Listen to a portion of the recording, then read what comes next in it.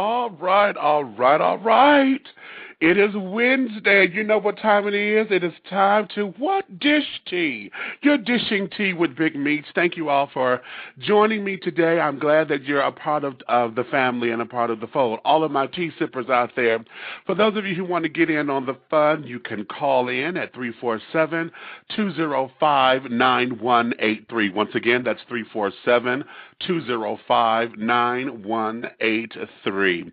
I'm going to have a wonderful time today because, darlings, we have on here someone who I'm going to deem as one of the up-and-coming legendary children, honey, in the LGBT culture, who has a voice with LGBT culture and who I feel is an up-and-coming new leader to catapult the movement forward, if you will.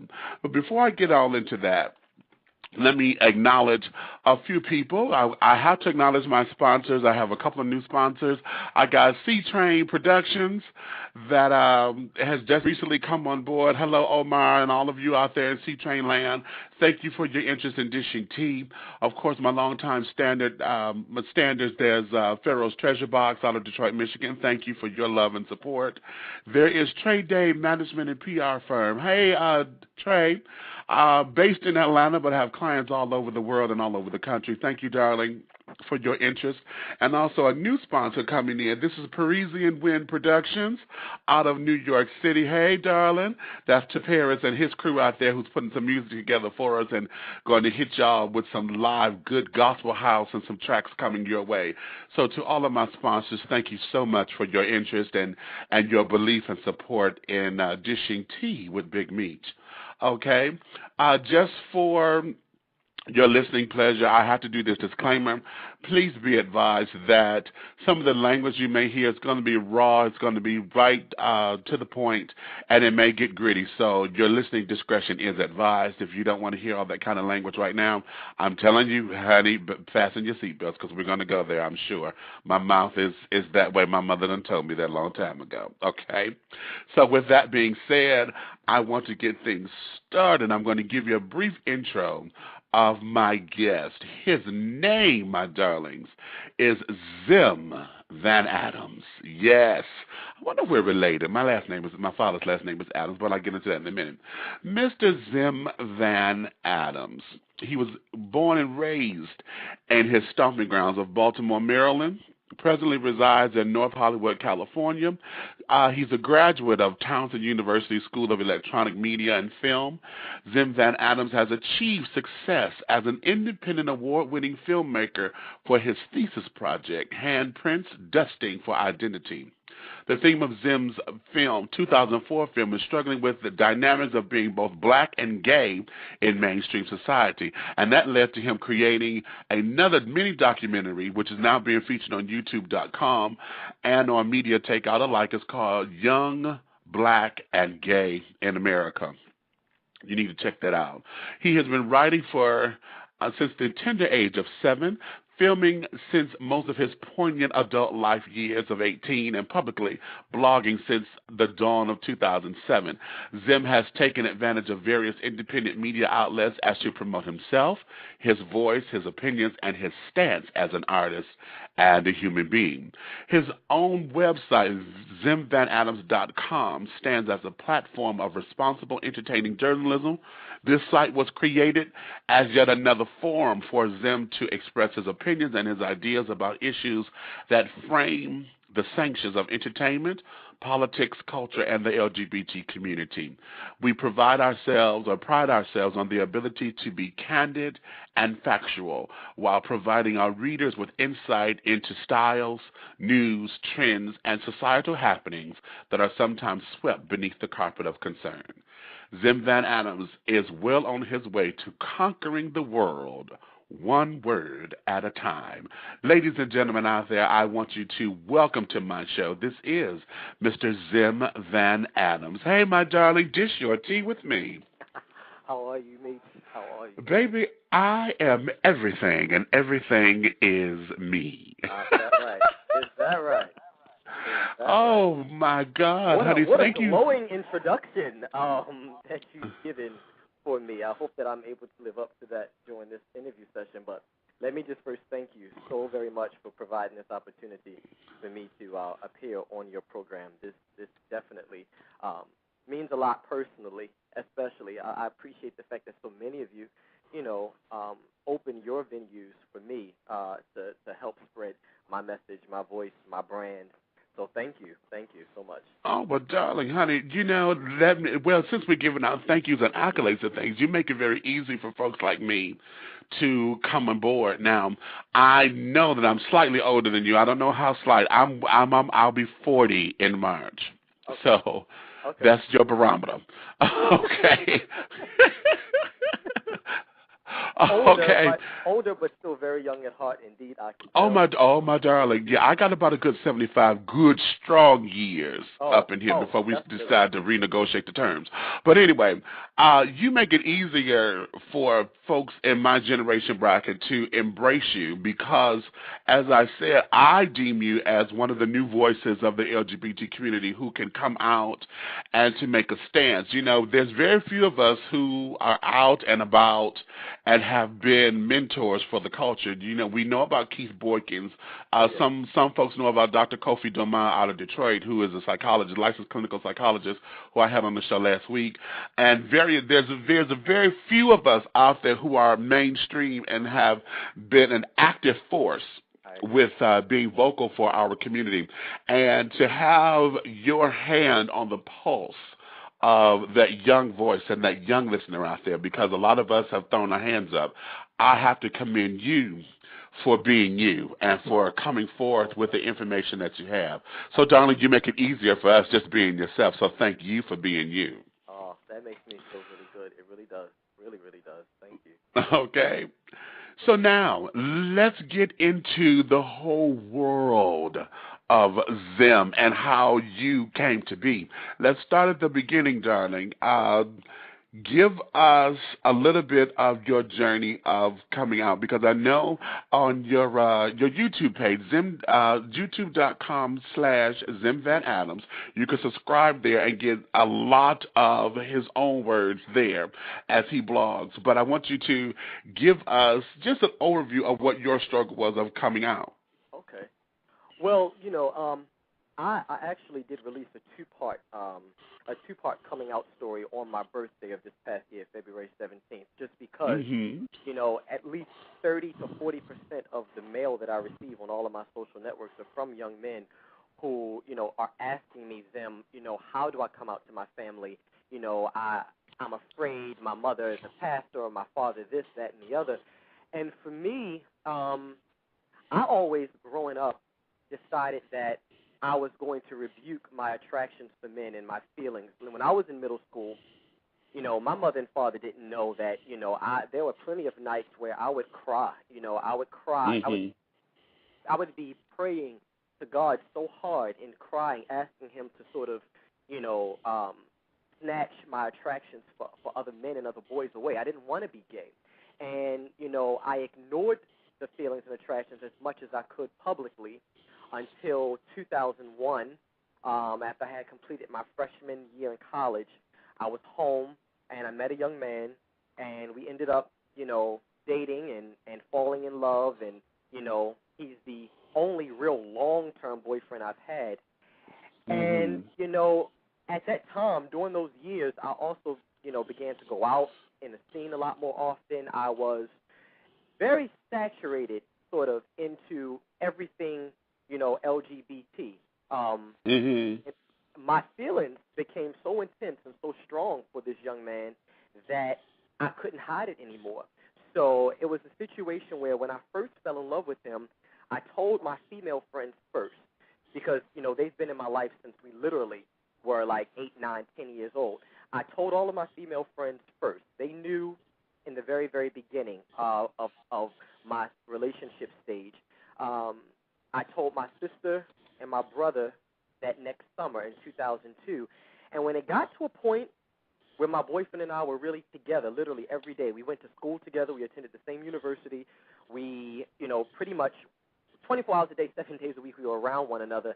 And it was like I got tired of hiding it because my father started coming to me saying, this was around the end of 2002, like around the holidays of 2002. He started coming to me saying, Zim, how come I never see you with, women? You're an attractive guy. I don't understand why you're not dating. You don't bring any, women around. He's like, he started questioning my relationship with the guy my boyfriend. He kept asking me, I see with him all the time. What's really going on with that? And I just got irritated with it. I got tired of coming home from school or coming home from being with my boyfriend and not wanting to come into the house in fear of my father asking me questions and plaguing me. So, around January 2003, I pretty much I told him and my mother, I sent them a very long email detailing, because, I write. That's my way of expression. I write. And so that's how I initially put it out there to them. And, my father took the situation exactly the way that I thought he would. He was very, very angry, very upset. He pretty much said everything to me you could possibly say to a son. He said, that two men coming together was no better than maggots drawn to horse. He said that, he would never attend, because I was due to graduate from college that next May. He said that he would not attend my college graduation, that, he didn't want me coming to any holiday events where him and my uncles would be there. My boyfriend was no longer allowed in our house. He just, everything that pretty much I had scripted in my mind, because I'd always, before, like weeks leading up to me sort of telling my parents, I already scripted in my mind what my father's reaction would be, because you gotta know, me and my father are just alike. Everything you see in me is my father. Like my voice, my confidence, the way I handle situations, the way I respond to life, all of that, for the most part, is my father. The aggression, I kind of knew already what he was going to say, how he was going to say it, and I had sort of prepared myself. So for my mother was a very strong support for me. She was, and continues to be, very nurturing, very loving, very supportive. And during that time, it was just difficult, and it was a lot of tension in the house because I was still living at home in college. And it was just hard. It was hard. And my father, I moved out. Me and my boyfriend got an apartment together. If I told him in January, my boyfriend and I moved out together in August of 2003. And, the day that I was moving, my father didn't make eye contact with me. He didn't offer to help do anything. My father and I did not really speak. He acknowledged my birthday. He acknowledged, he would see me and he would say hello, but that was pretty much it. And he didn't hug me again until the day I graduated from college in May 2004. That was the first time between January of 2003 and May of 2004 that he actually hugged me and told me he was proud of me. And, it's weird because in my life, my sexuality is the one aspect that my father and I do not discuss. And why it's so weird is because me being gay plays a large role in my life, especially for what I do every single day, the blogging, the videos, everything else. So he's well aware of all of this. Because I don't live in California anymore.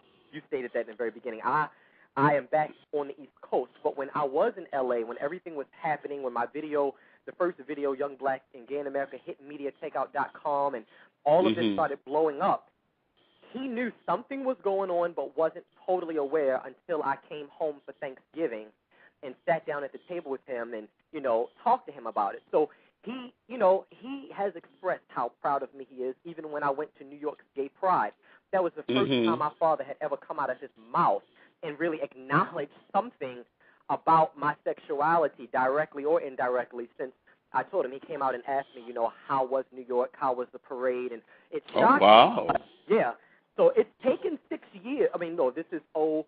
It's taken 6 years, but, the conversations are opening. But he and I are still close on certain levels. There's certain things I can talk to my father about and, get clarity on. He and I can debate issues to the high heavens, But it's just, I had accepted it was going to take time. But if it were not for my mother, honestly, I would not. People look at me and say, you're so strong, you're so this, you're so that. But in all honesty, it's my mother who has really stood as sort of the angel, and she's, sort of used her wings to comfort me and to hold me and to make me feel, safe in my position and safe in my stance. She's always embraced me, my male friends, my female friends, like my entire life. She watches all of my videos.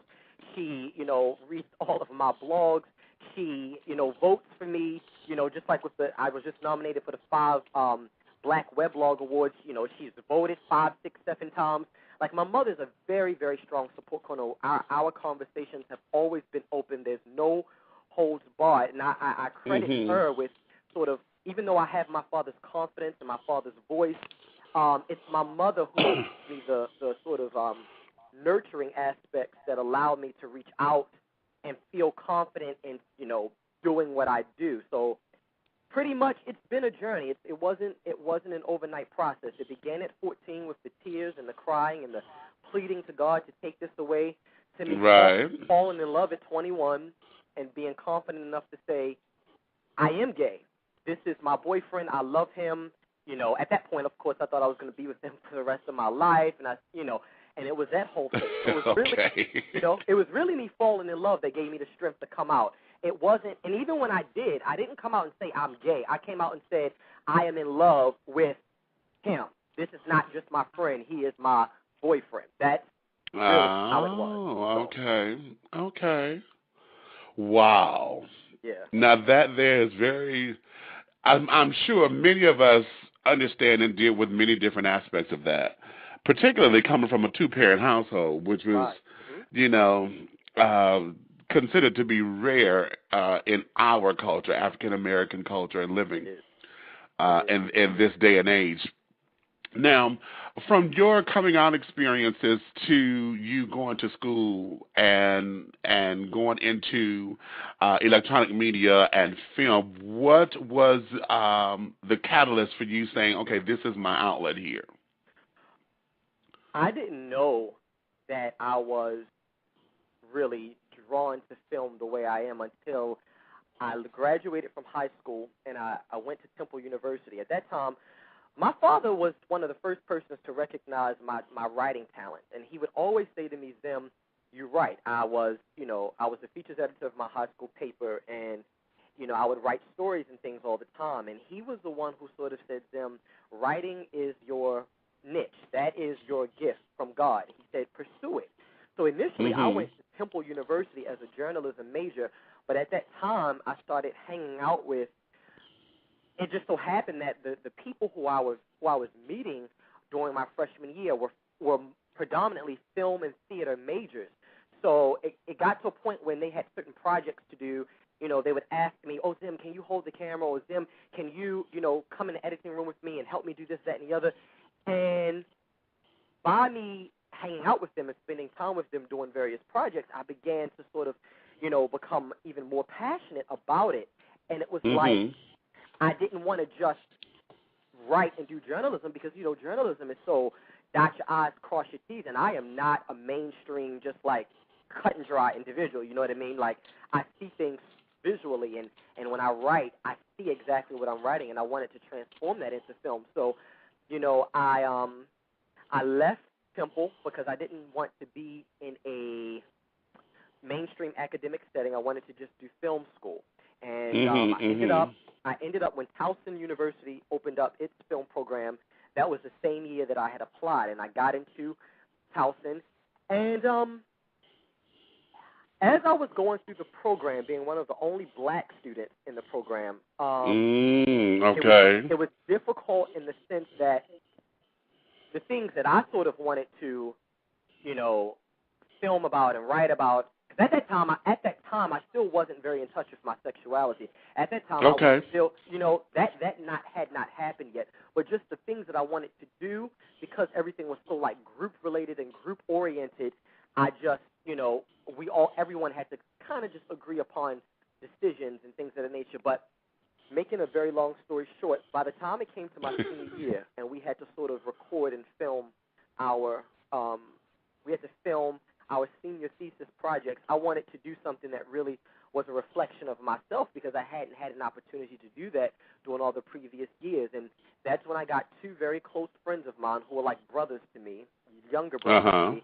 And that's when I wrote the treatment for Handprint Dusting for Identity, the battle between being black and gay in America. That was the first time I had ever tackled that issue on a public scale. And it won me the 2004 Media Arts Film Festival. So it was really amazing. My mother was there. My godmother was there.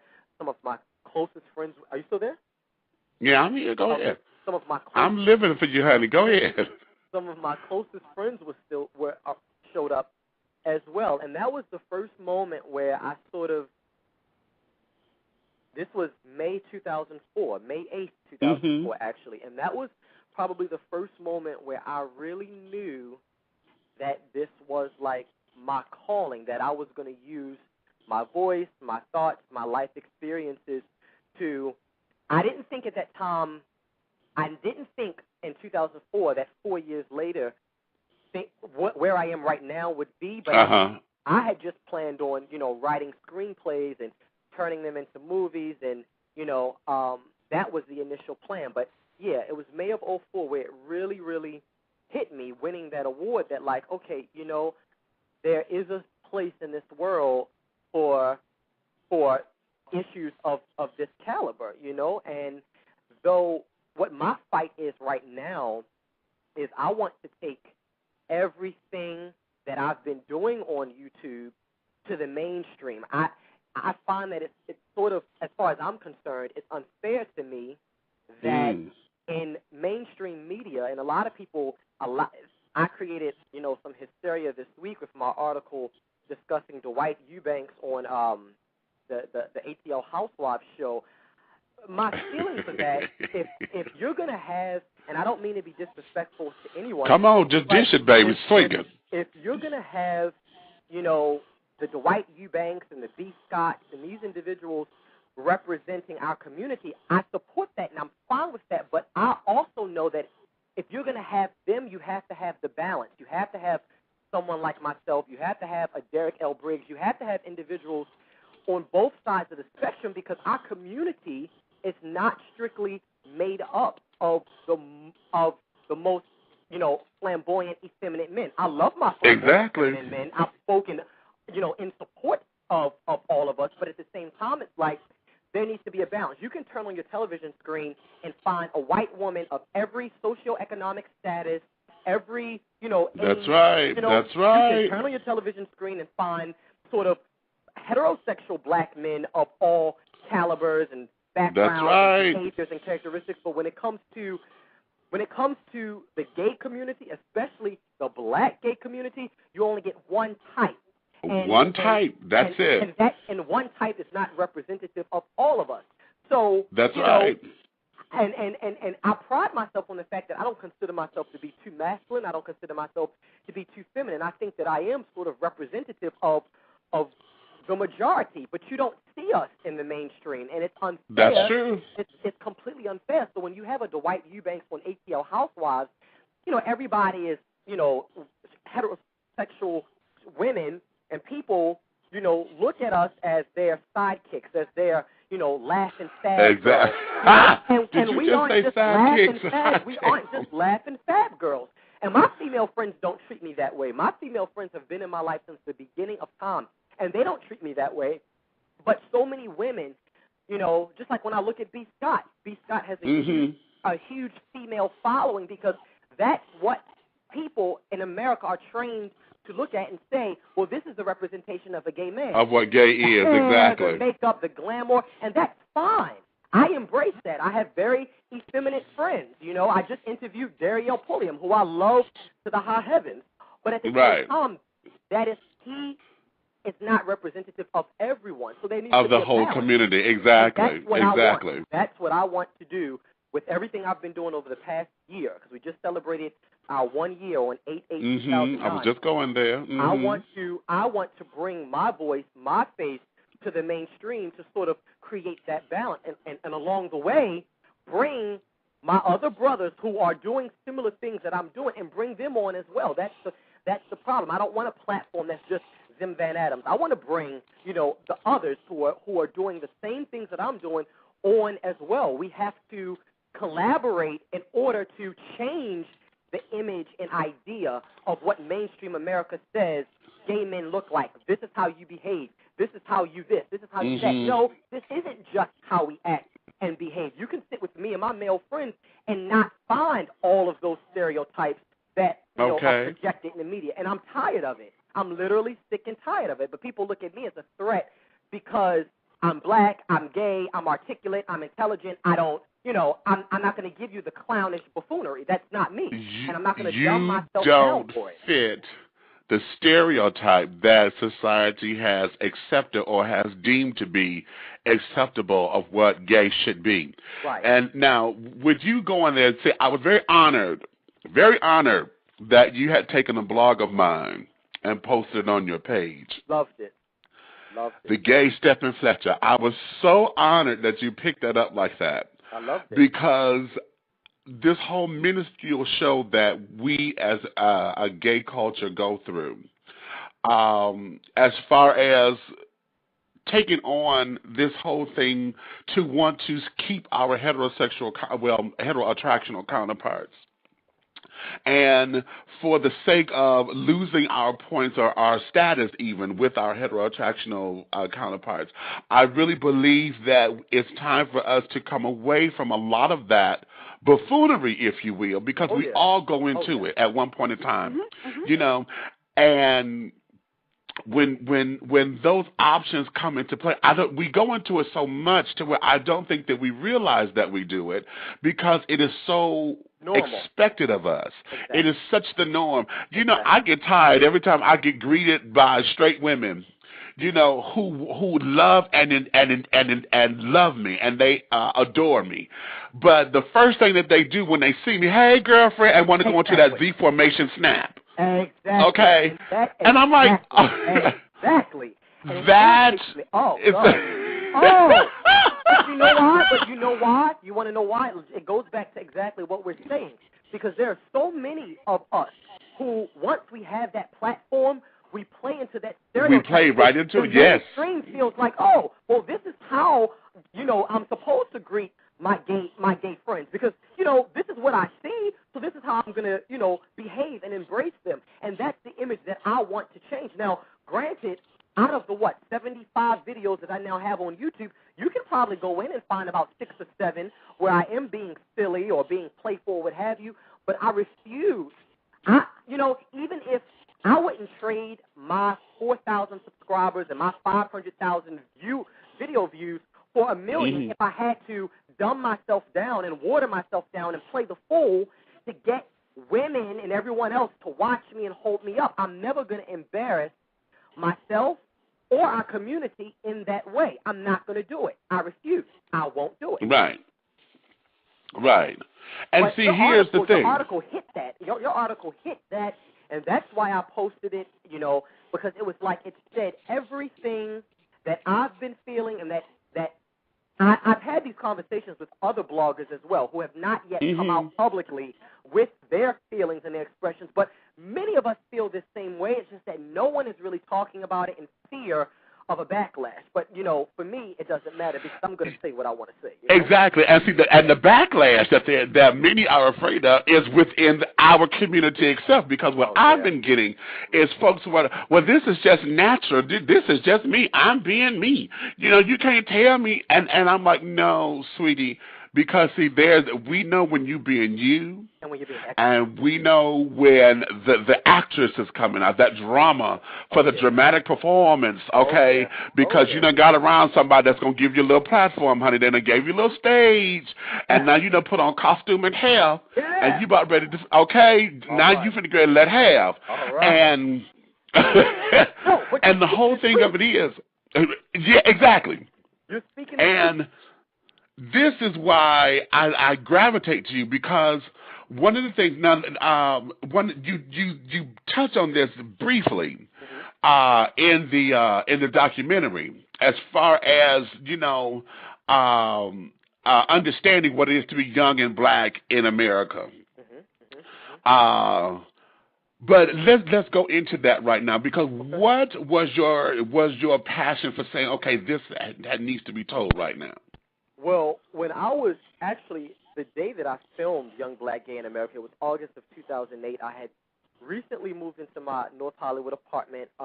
Really had no money to my name. I was sitting in my apartment, dressed, getting ready to go out, or thought I was going to go out, and had my camera.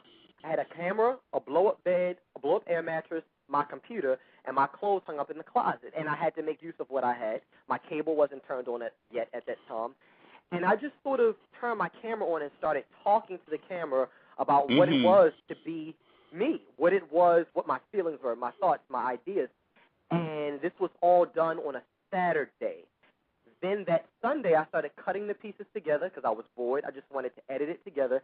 And at that time, I only had xemvanadams.blogspot.com. I had a blog spot. I maybe had, 50 or 60 people subscribed to my blog. I only had a MySpace with maybe 500 friends, and I had all of my friends and family on a Yahoo quick list. I cut the piece together just because I wanted to. I just was being expressive. I did not at that time expect really anyone outside of the group that I had, I'd become accustomed to see it. Mm-hmm. You know what I mean? I just felt like, my journey traveling across country, driving from Baltimore to L.A.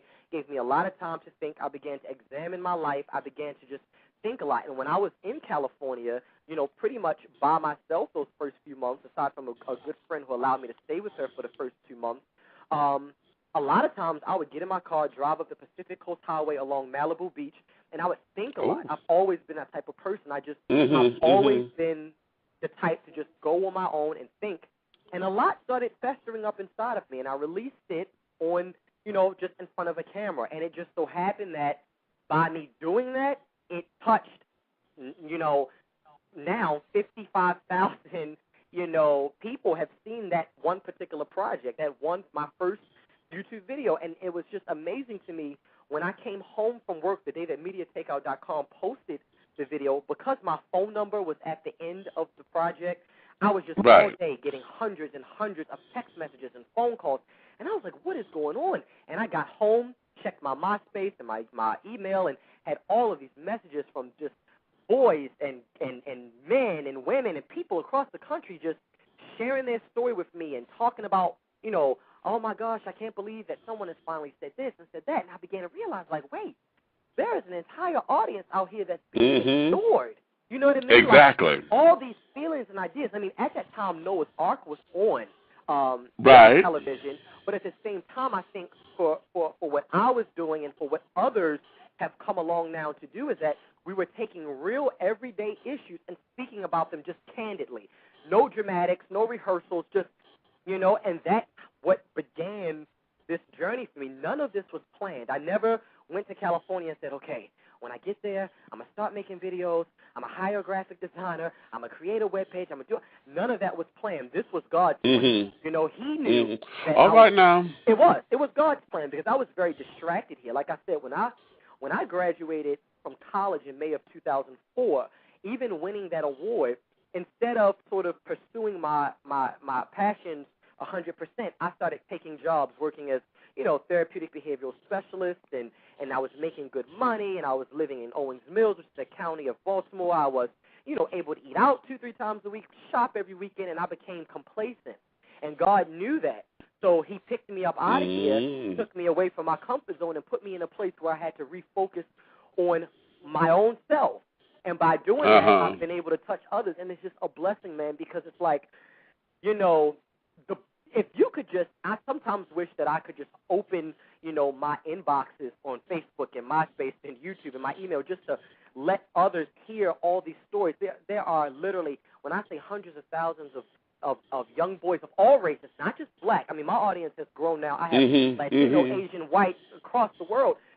People, it's amazing. And that's how I know in my spirit that it is time for someone like myself or someone who's doing something similar to take that stage, because there are so many of us who go through those nights at 13, 14, 15 crying, crying, unable to, look our fathers in the eye and fear that he's going to perceive us as being this way and that way. Like, there's so many of us that go through that, and I'm sorry, and I don't mean to be overly critical, but you can't tap into that making videos about bitch boo-bah. Like, you just can't do that. Right. I mean, when you have a platform of a certain stature, to me, it is your responsibility not to just entertain, but to educate.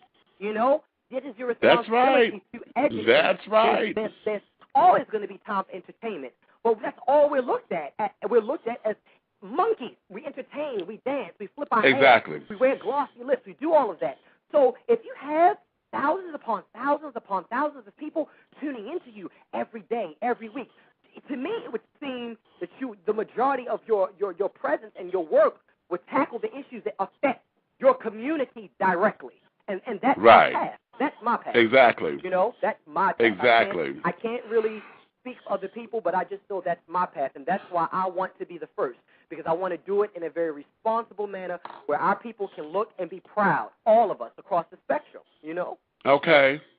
Well, yes, across that spectrum, because I notice in your YouTube postings, some of the topics that you tackle, my darling, one that I hold true to my heart, honey, is beauty bigots. Oh, yes. The no fats, no fibs, baby. Oh, my God. Okay, I've been on that soapbox, I guess, since I started gaining weight, which was 25 years ago. But anyway.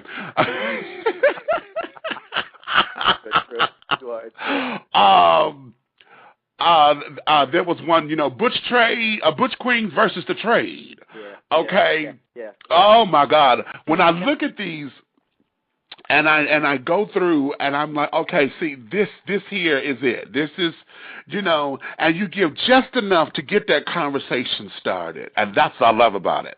Because it's enough to give the education, but also it doesn't work with one person doing all the talking.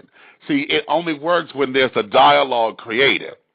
Right. And I agree. That's what I love about you. I agree. I love that. Oh my God, I love that. What and I really do. I appreciate that so much. And what I try to hit home to people and get people to understand is that, when I sit down and decide to do certain projects, I don't sit down and say, okay, well, I'm going to do this because this amount of people will watch. I have begun to realize that certain topics get certain levels of viewership over others, but also what I kind of do is I've always kept a journal. I haven't journaled personally in a long time, but I can go back in my mind and go back through things I've written in the past and remember certain experiences I've had between 2001 when I first came out and now over the past 8 years. And I realized that if there are certain issues that have plagued my life and that have been of concern to me and, certain ideas that have held my heart, I know that thousands of other young men are dealing with the same things. And when I did No Fats, No Film,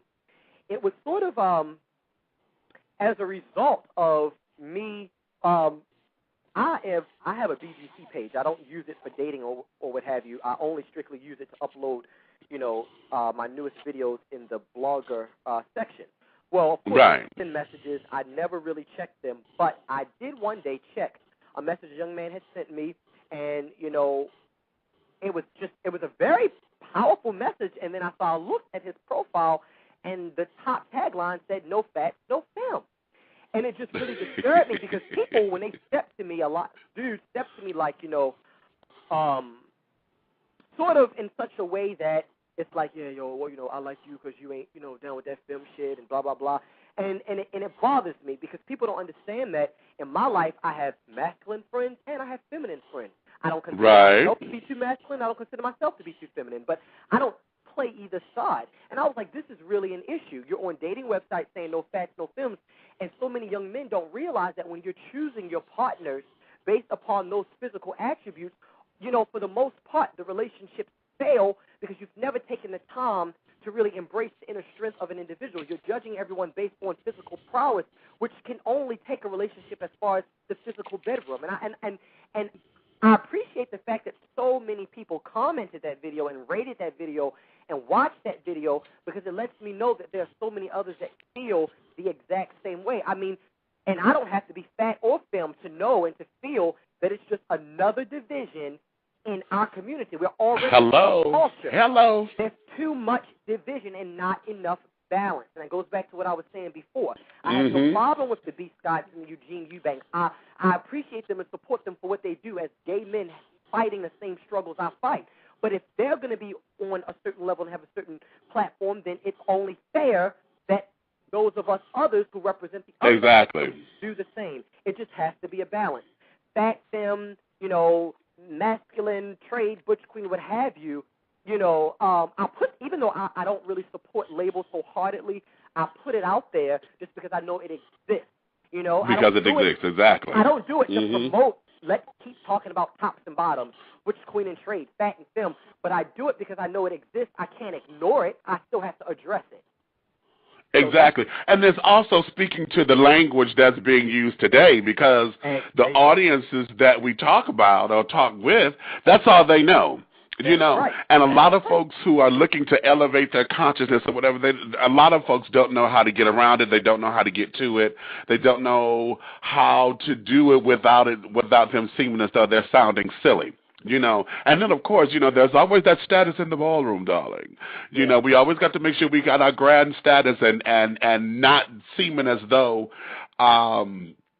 we're elevating, if you will, because I really believe that folks find comfort in being dumb or dumbing themselves down for the sake of their friends, well, even in discussions like this. Oh, yeah.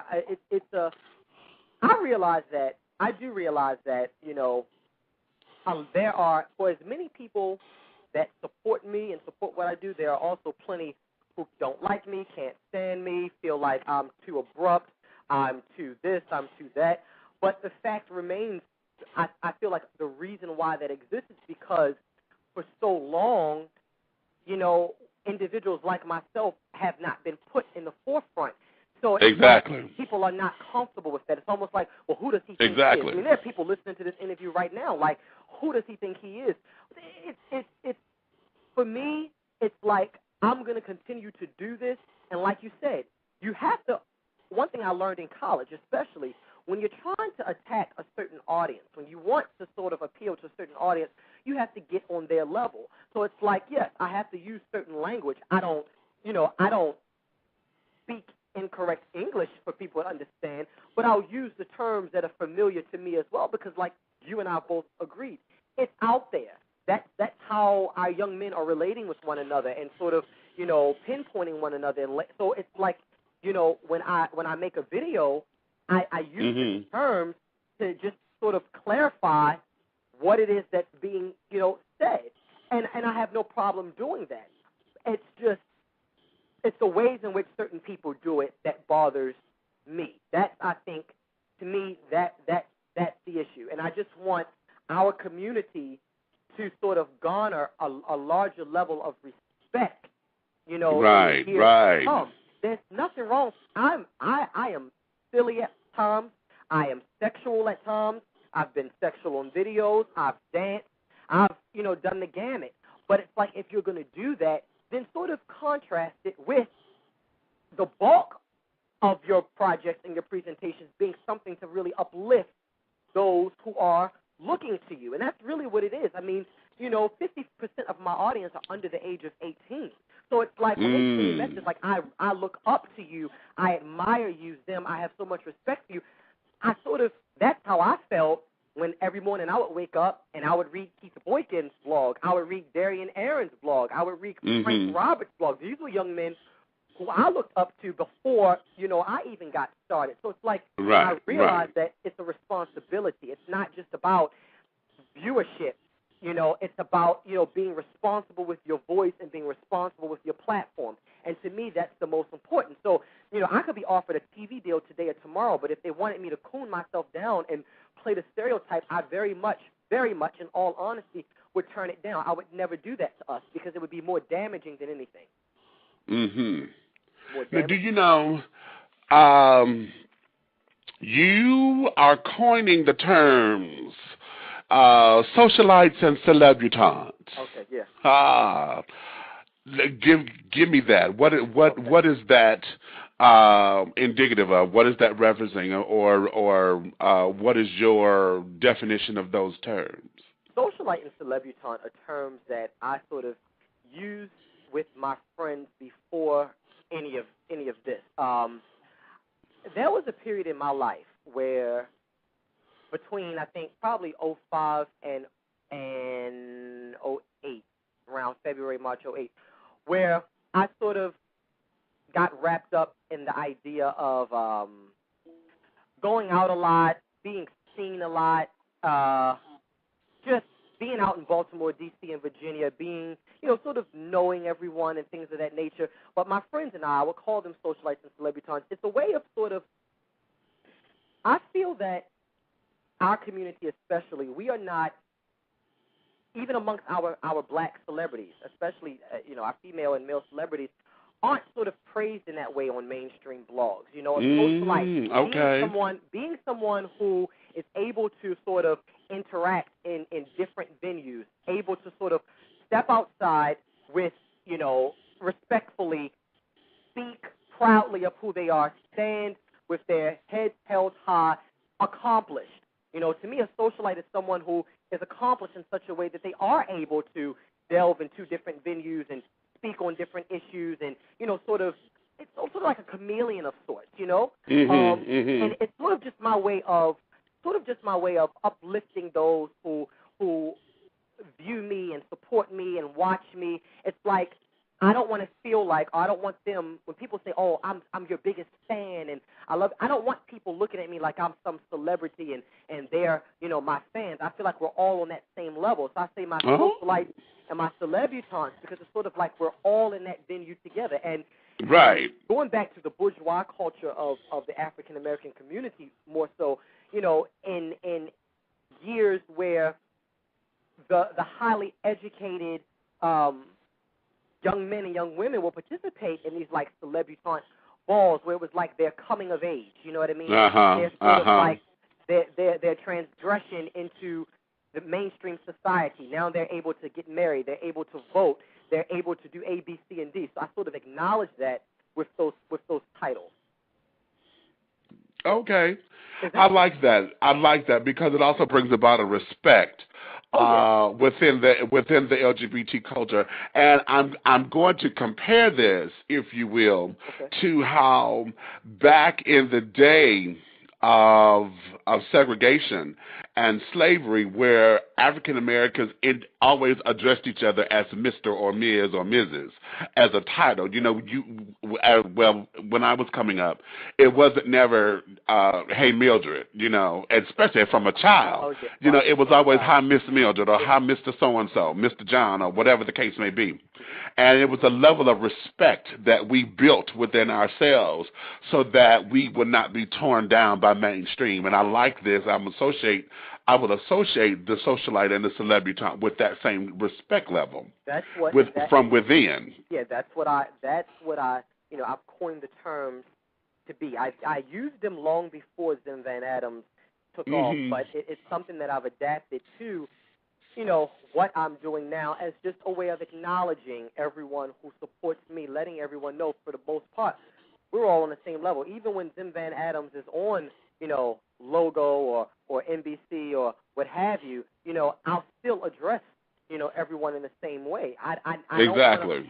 I do consider myself a leader, but I don't want people feeling like I'm this celebrity and they're just, my and they're just right, okay, peons or whatever. That many of them do, but it's just sort of that, our struggle is the same struggles that everyone else fights. I fight as well. Financial struggles, emotional struggles.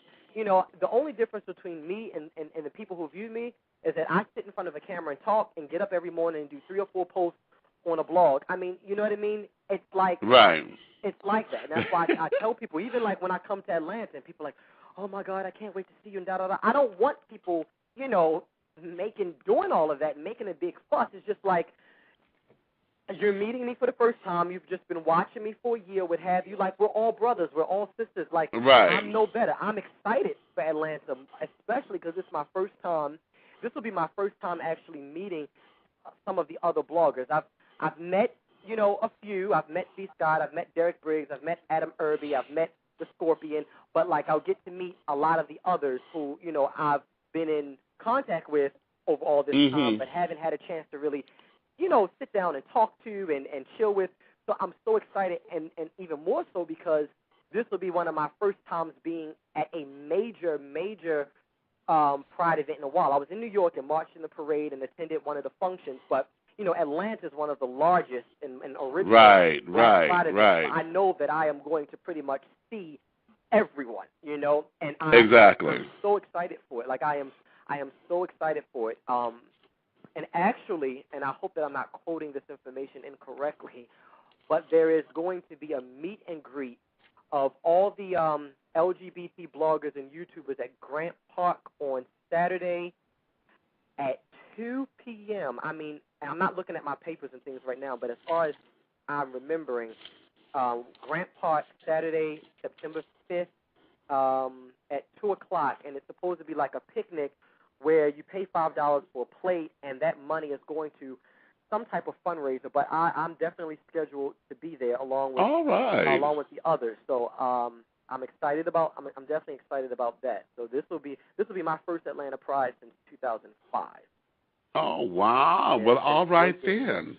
Well, you heard it right here first, Atlanta. He's coming down to partake of the Black Gay Pride festivities here, and I'm feeling wonderful and honored, although it's skate-a-thon that weekend as well, and I work in a hotel.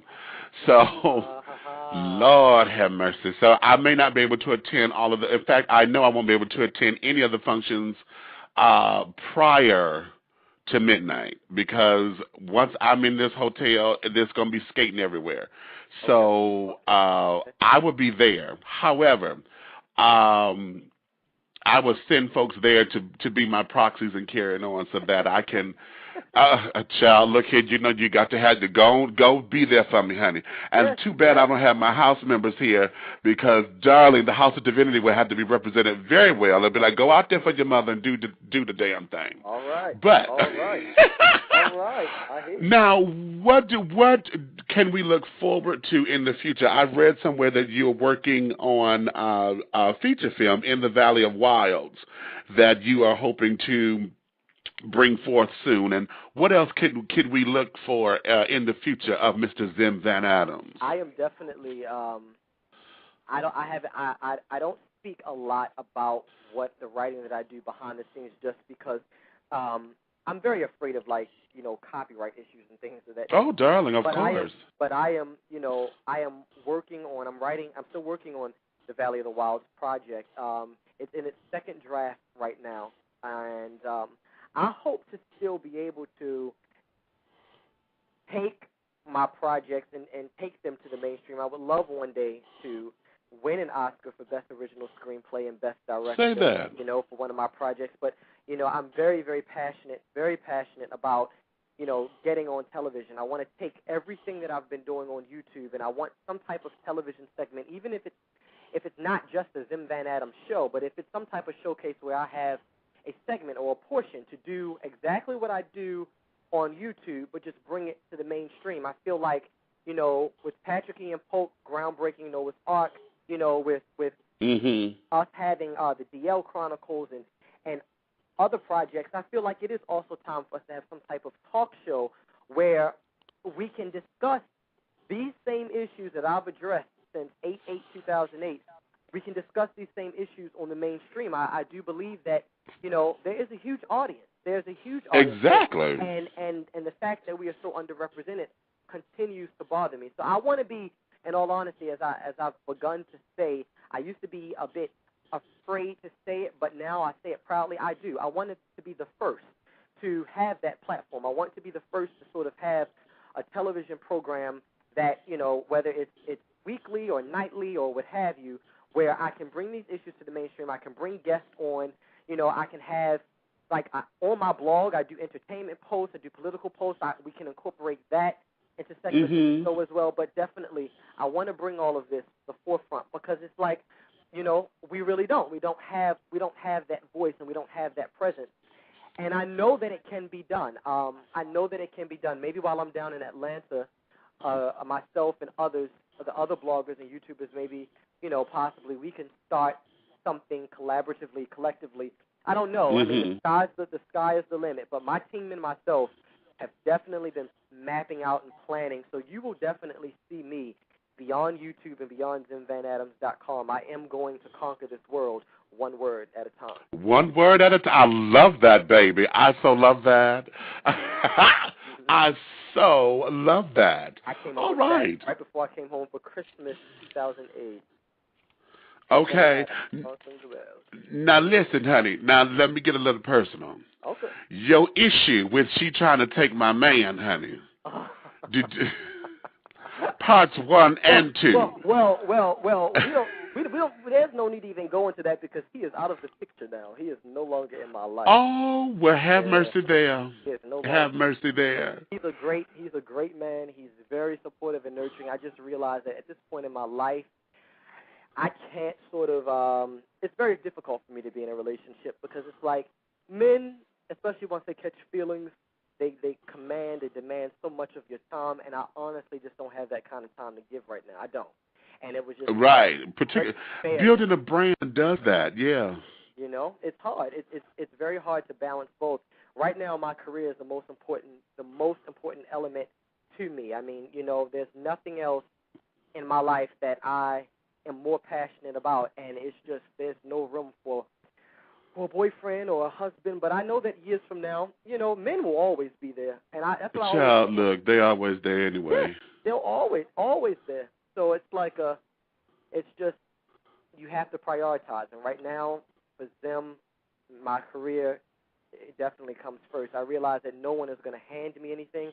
It's going to be very difficult for me to get to where I want to be. But I promised myself, I promised the world that I am going to get there and be that voice for them. So. Okay. Well, listen, we are down already to the last 90 seconds of the show. I do have a caller. For those of you who are online, you're going to catch the rest of this in the archives. If you're listening by computer, my darlings, once I'm off the air, you're going to have to come in and get the archives. But I'm going to get this call because this caller has been wanting to come in. So if we don't say goodbye, and it just cuts off abruptly if you're listening by computer, you understand why. Just come into the archives, and I thank you now, okay? Caller, this is coming from here in Atlanta, 678-949. You're on the air. Let's talk. Dish your tea, sugar. Hey. Hello, caller. Hey. You're on. Dish. Hey, what's up? Hey, how are you guys? Everything is everything, sugar. Awesome. Moving in the right direction. I've been listening to the show, and it was hard listening to it online and listening to it on the phone at the same time because the phone is faster than the internet. I don't know why, but I loved it. I thought it was awesome. I love everything that was said today. Wonderful. Thank you so much, bro. Thank you so very much. What is your name? XEM Van Adams. I'm just glad to let you know I am a big fan. I know, you're not trying to have fans and things like that, but I am a big fan. It's actually a friend of mine actually turned me on to you. Okay. And I started watching, and I think the first video I watched, you were kind of talking about the words, the slang, the lingos. The gay again. Yeah, gay slang 101. Yeah.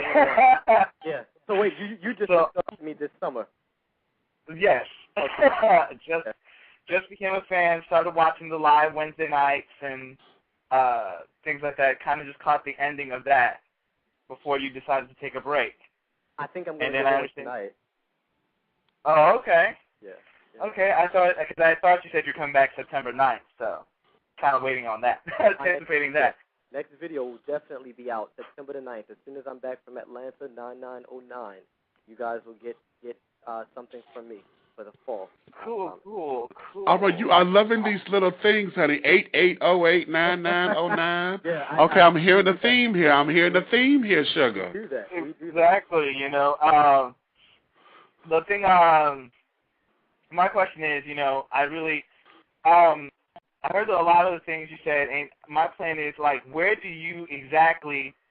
I know you plan to go beyond YouTube and the XEMVanAdams.com and this, that, and the other. But exactly where specifically outside of live television, like do you see yourself being a part of other films, other things, still being you, in other aspects? Yes. Or is it just really your own projects you're just trying to be you in? Oh, good question. I definitely, well, one thing that I do want to do is I want to sort of go out and speak to various groups, and I've already started, hearing from lots of colleges. I want to be a part of, or continue to be a part of different AIDS and HIV awareness campaigns. I want to, ultimately, one of my goals, and I wish I would have talked about this on radio, but, Oh, would you talk about it now? Because it's in the archives, baby. They'll get it. Okay. One of my ultimate dreams has always sort of been to sort of create an art school. Like here in the state of Maryland, I wanted to create an art school for a lot of young people who are talented to study photography and drama and theater. And now that I have, come into sort of all of what I'm doing now, I specifically want to make it focused towards LGBT teens of all ethnicities, all races, male and female. It would be like a boarding school because I get so much mail from teenagers who, are teased in school and ostracized in school, and they don't feel comfortable in school. So I want to create an LGBT school, like a high school, where kids would come from everywhere around the country, beginning at the age of 13, 14, entering the ninth grade. In the mornings, they would do their academics, and in the afternoons and the evenings, they would have their arts classes, and they would stay in dorms. And during the summertime, it would be just like being on a college campus. So with some of my first financial, my big financial gains, that's one of my major goals, building a school here in the state of Maryland for young men and young women, teenagers, just entering high school to sort of come, stay in dorms, get that experience. I would even have, like, health classes for transgenders, teaching them how to sort of which medications to take and, teaching them about hormones and things of that nature. Like, I want this to be, like, all-encompassing. I want this to sort of be, even if for whatever I'm doing in my life at that moment in time, if I'm not able to be there every single day, but everything that I believe in and I stand for would be very much incorporated into the structure of the school. So that's one of my ultimate goals. I'm seeing that by the time I'm 40, 45 years old, like that's definitely something that I want to be a part of my legacy. But, I do programs such as these, blog talk shows, and I accept pretty much many of the offers that are extended to me because it's like I just want to touch as many people as possible, and I realize that I'm not going to be able to do that on YouTube or blogging. So there's so many other venues, you know what I mean? So this up-and-coming fall and winter season, I will be traveling, definitely speaking at different colleges, universities, and hopefully panels that have specific topics where all of us have different opinions and different ideas and can sort of present that, on an outside forum. So definitely I'm excited about that. All right. Awesome. And the reason being is I know you're going to be in town for Pride Weekend, and I would love to meet you. Actually, I have a production company, and I have a film project that's coming up. Okay. And oh, wow. When I found out you were going to be on this show, I was like, oh, yeah. I was trying to get, because I know you're so busy, and I was trying to get in contact with you, but I know you've been, like, super busy. Have you sent me messages? And I did. I tried to contact you on YouTube, and I didn't know if it went through or if it didn't, but I figured you were probably busy just all over the world and back. I respond. So, you know what? I do try to respond to everything. That's amazing if I haven't responded to you because I definitely, every single Friday, we take 3 hours and I go through and I really just, that's when I start replying to stuff. I try not to let things get backed up. But will you be at any of the festivities? I'll be at everything. All right, for everything. Everything. Now, that's a proud child right there. All right, that child, I will be at everything. I stay in the know, try to be in everything that I could be a part of, starting with the Candlelight Vigil on Wednesday night. Okay. So, okay. You'll definitely see me, and I'm not going to forget this phone call. The thing is, once I meet an individual in person or in a sense like this, I never forget. Once you come up and say, Zim, I'm such and such, and I talk to you here, I automatically remember. I have a very good memory in that sense. Now, I couldn't sit on this phone and say, you couldn't say, well, I sent you a message saying this, and I wouldn't remember that necessarily, but I won't forget this interaction. So definitely, I will arrive in Atlanta Friday night. I have that meet and greet during the day Saturday, and then at night I know that I have little Kim's thing, but I don't know when is your activity? Well, actually, no, it's not any time right soon. I mean, we still got time. I've just really started securing the investors on it. Okay. So, oh, you talking shop, honey? Okay. At Van Adams at Yahoo. When we get off this line, shoot me an email there. That way, I'll be able to identify, specifically. Cool. So please do all the details. Cool. Sounds awesome. Did you get that? Zim Van Adams at yahoo.com. That's for. Yeah. And for all you other listeners out there that want to touch bases and to send a message and you didn't know how to do it, Zim Van Adams, XEMVANADAMS at yahoo.com. Yeah, they get me, and because my Facebook right now, I have literally, and I'm not even exaggerating, I have 576 messages waiting. Most people, for whatever reason, send me messages on YouTube and Facebook, and it's like, oh. So, but Zim Van Adams at Yahoo, that is like the best because it's checked 3 times a day. Oh, all right. Yeah. So another exclusive.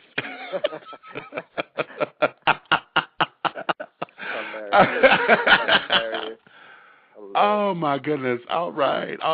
Was there anything else that you wanted to say, caller? Well, no. I just want to say I'm a strong supporter. Always will be. I appreciate that. I will definitely be one of those supporting, helping you get to doing the school and anything else like that nature. Thank you. I appreciate it. I do. Yeah, definitely. All right. Well, I'll talk to you guys. I've got to run. All right. Well, thank you so much for calling. Thank you, sir.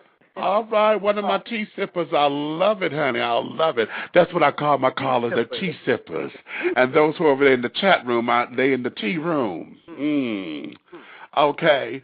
Some of the callers, some of the folks in the chat are saying, oh, Miss Stu Meat, honey. Hey, Mama Stu over there in the chat.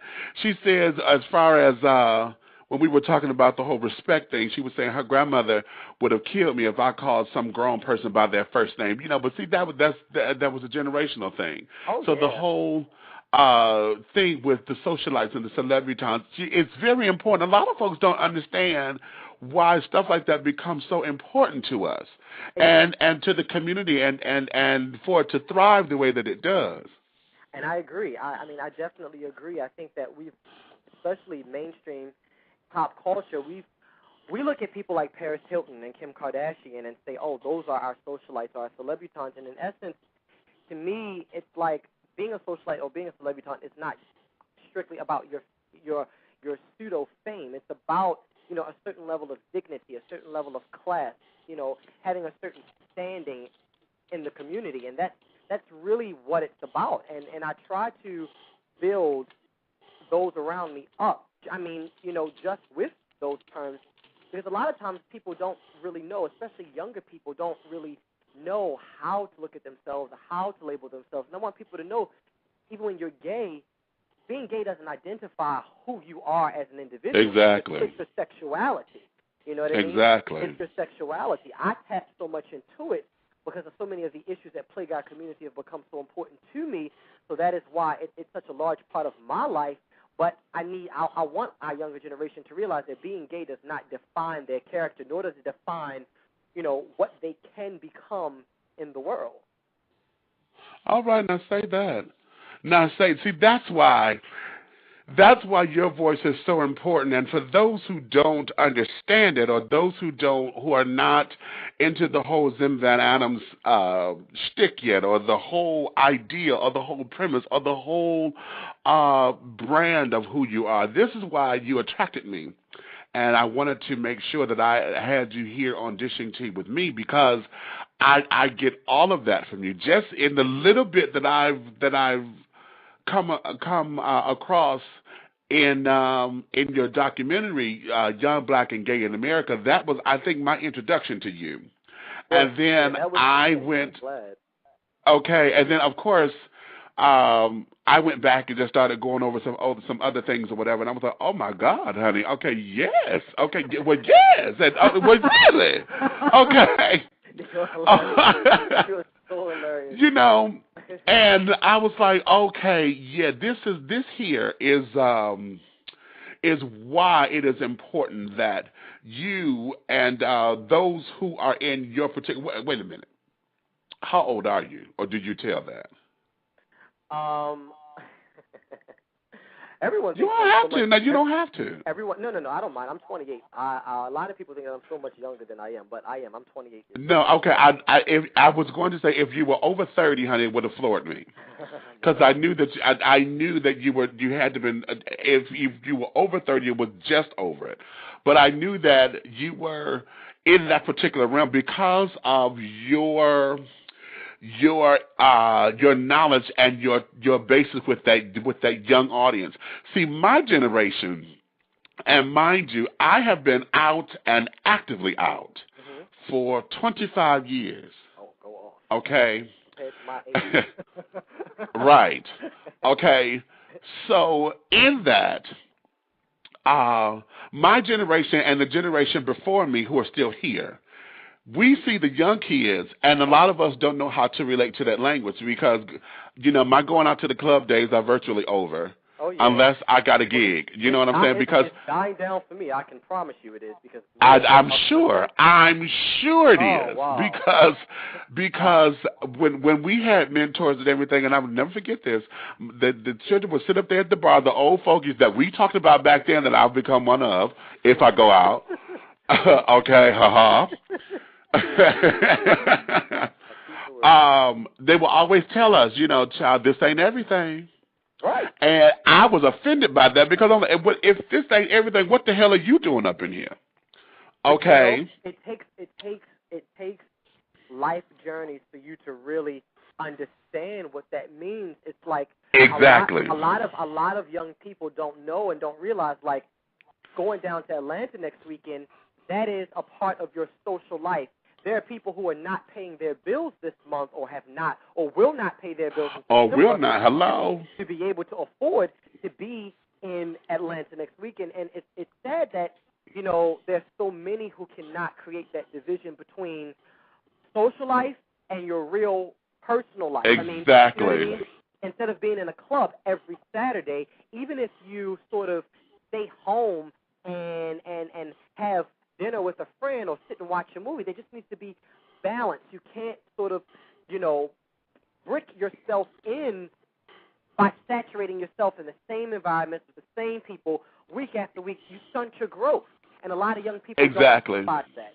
They think it's work or craft, so I can buy new sneakers, new jeans, and new shirt to go out Saturday night, but I can't wear this outfit again when I go out the next weekend. You know what I mean? It's like being out is a big show. Wait a minute. Did you say work or craft? I did. Did you say? I did. Hot damn. Was that what they calling it now, crafting? Crafting.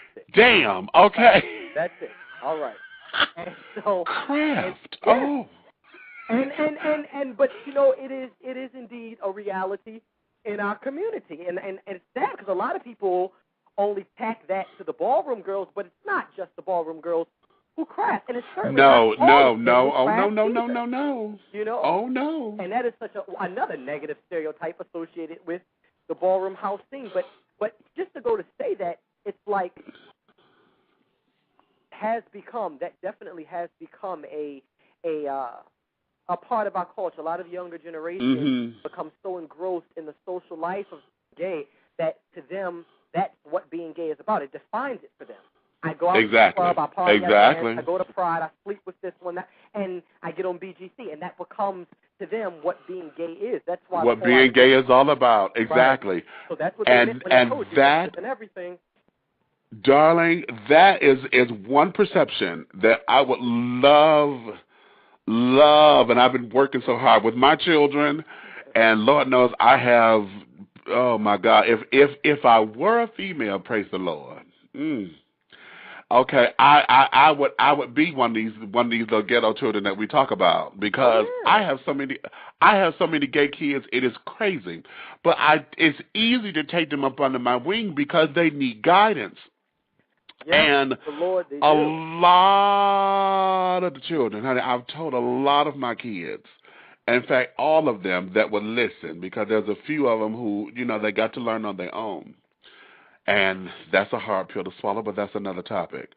The whole idea of wanting to be accepted and doing these things that is not necessarily you. The whole crap that we call this stunting and carrying on and gooping.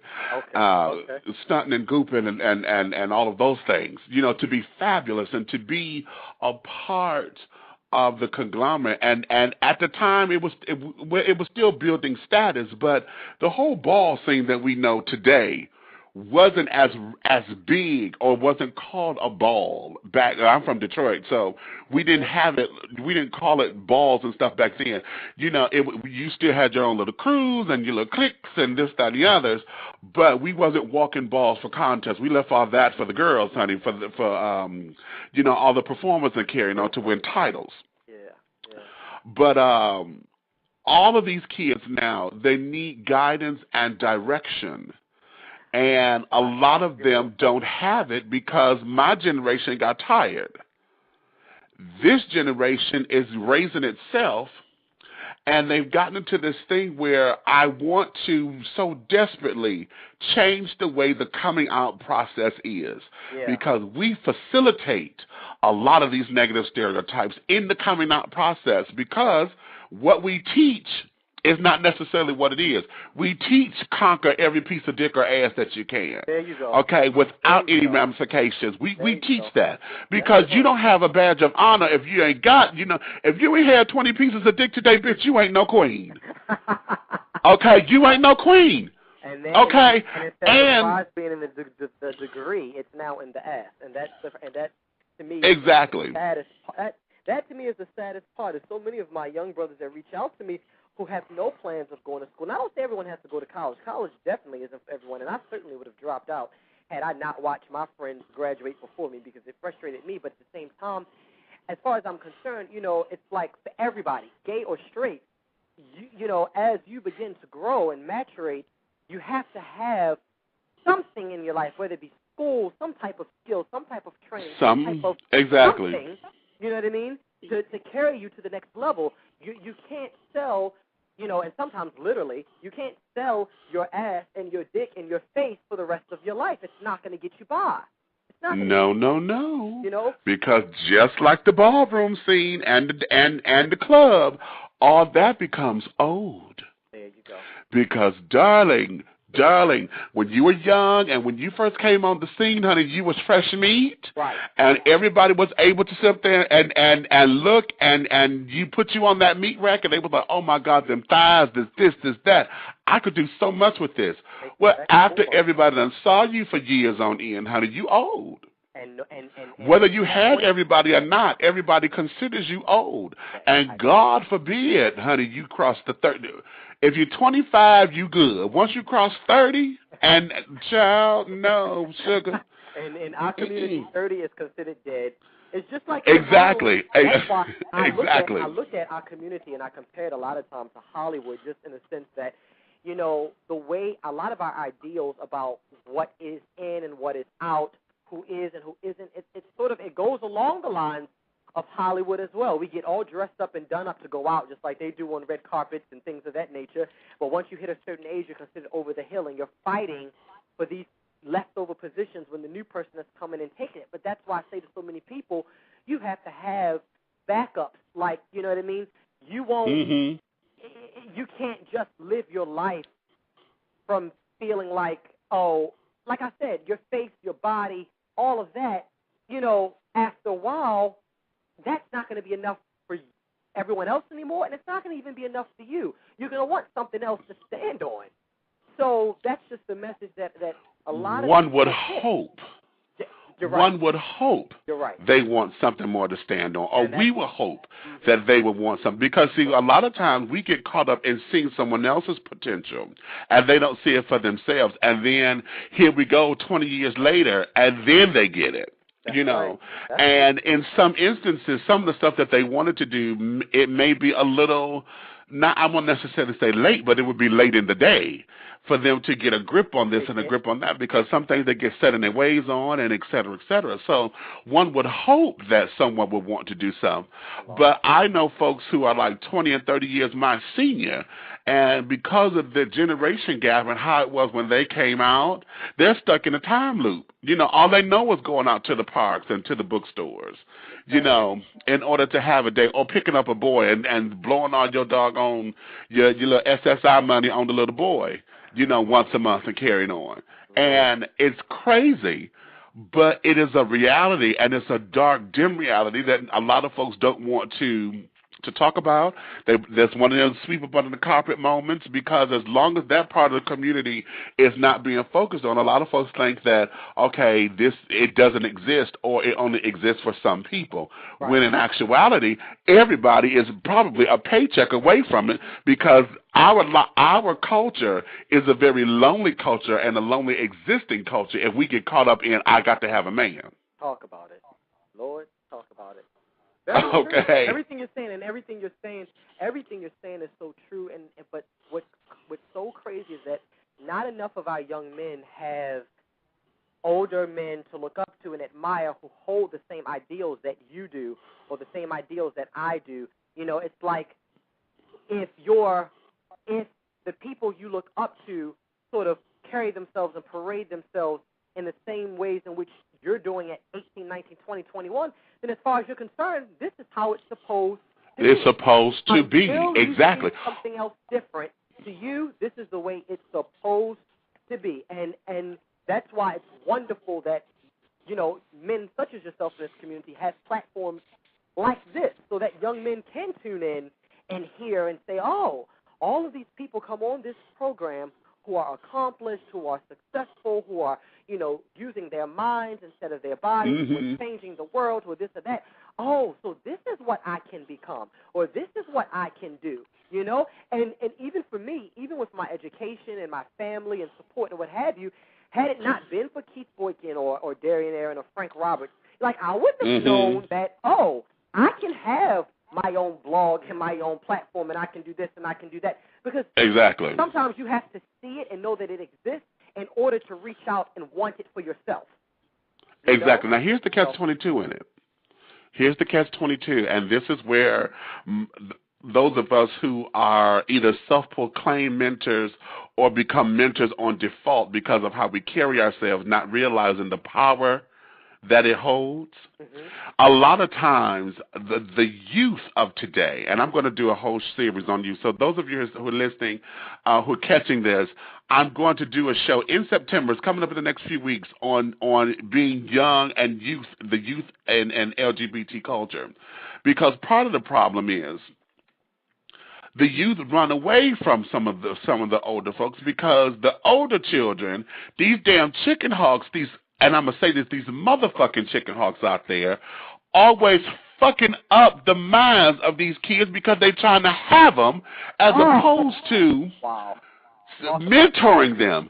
This is the problem. Sleeping with them, supposed to be my gay son or my gay little brother. But yes, and then then you sit up there introducing him to all kinds of sex parties and all kinds of this and all kinds of that.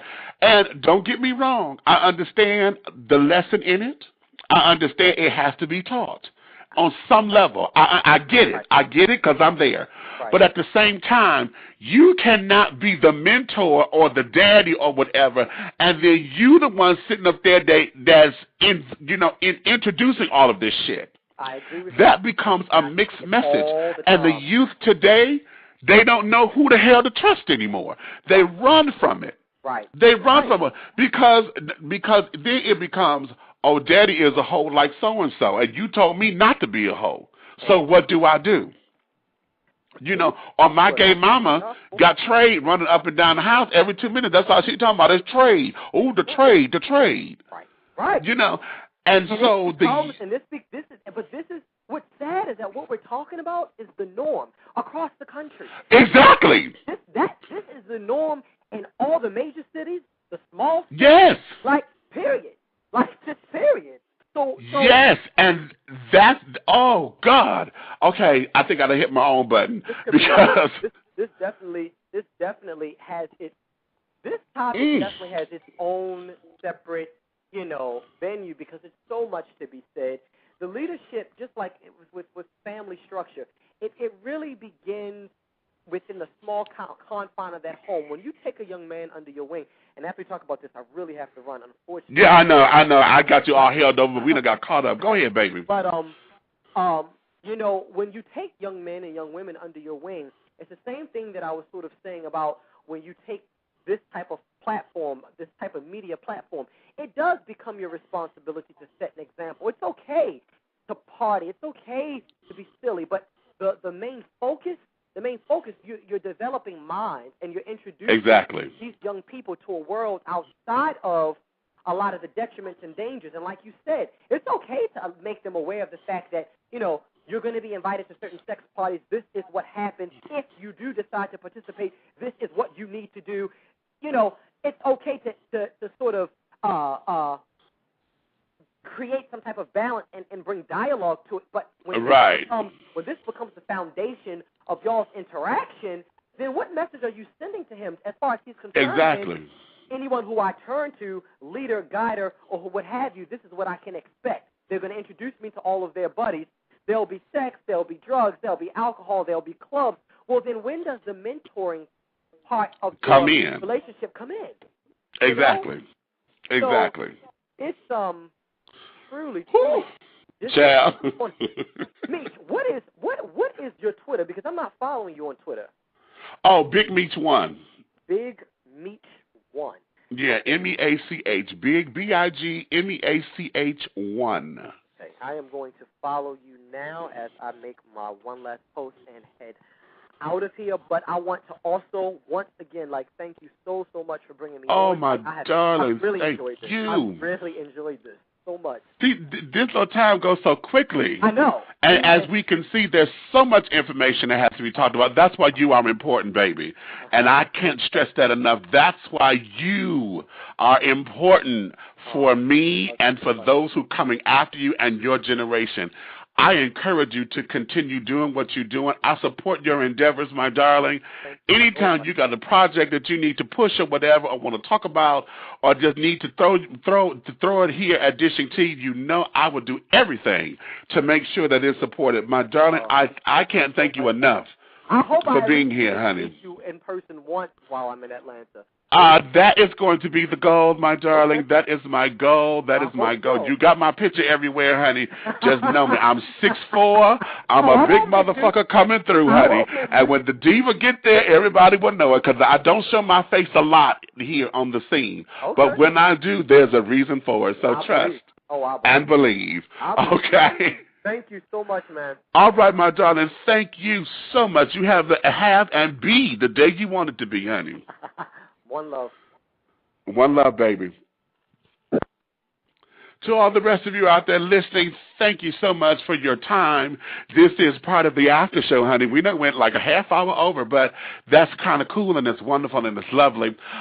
Join us next week. I'm going to have the big dogs on. CJ from the Big Dogs here in Atlanta will be here to give us their scheduling, what they're going to be doing for Black Gay Pride Weekend and carrying on. Plus, we're going to get into the mind of CJ and break down some things with the Big Dogs so that you can understand what they're all about. I'm calling out to all of my big boys out there. This here is exclusively for you. The Big Dogs here and in the ATL. You can follow their page at the find them they're on Facebook. They have Social Go, the big dogs, 2 at socialgo.com. But you can find out all about that if you Google them, and we're going to make it happen for you next week. So if you have any questions, comments, or concerns, you can email me at dishingtea with Big Meech, DISHINGTEAWITHBIGMEACH. I know it's long. Dishingtea with Big Meech at gmail.com.